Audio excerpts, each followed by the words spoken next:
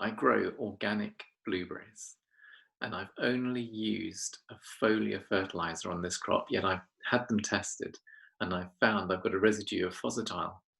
How can this be? It seems that using foliar fertilizers can give rise to residues of Fosetyl in the crop. I can't understand it. Now, this is a common question in organic production, and it does seem really strange.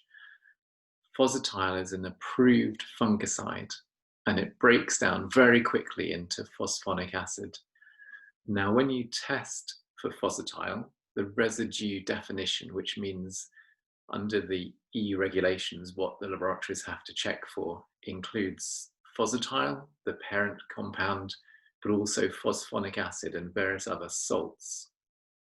These are all added together to give you the residue total, which is then compared to the maximum residue level.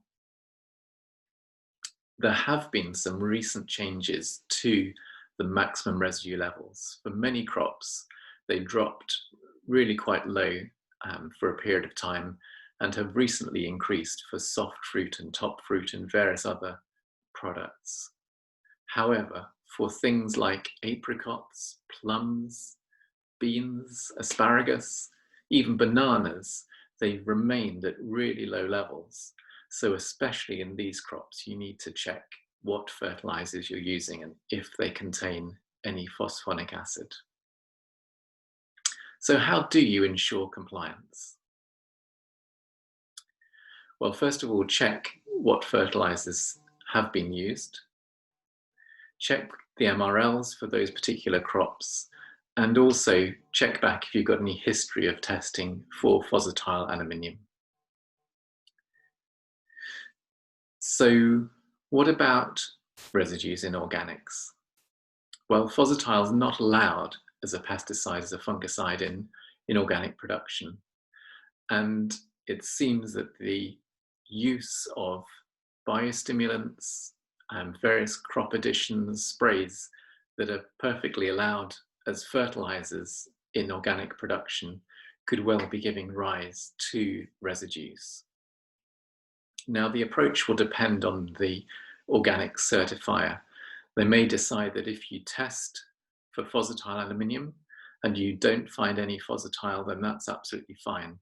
However, others have said if you detect Fosetyl aluminium residue, it can't be sold as organic. So please do get in touch with your certifier.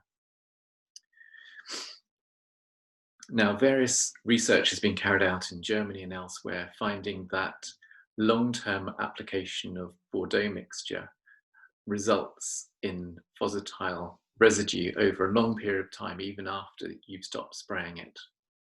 Also, the use of biostimulants, which help the crop grow, have been banned in Germany in organic production, again, to try and avoid the buildup of this residue.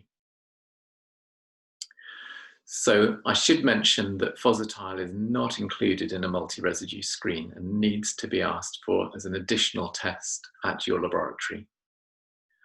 So in summary, pesticide residues can come from sources other than spraying the pesticide.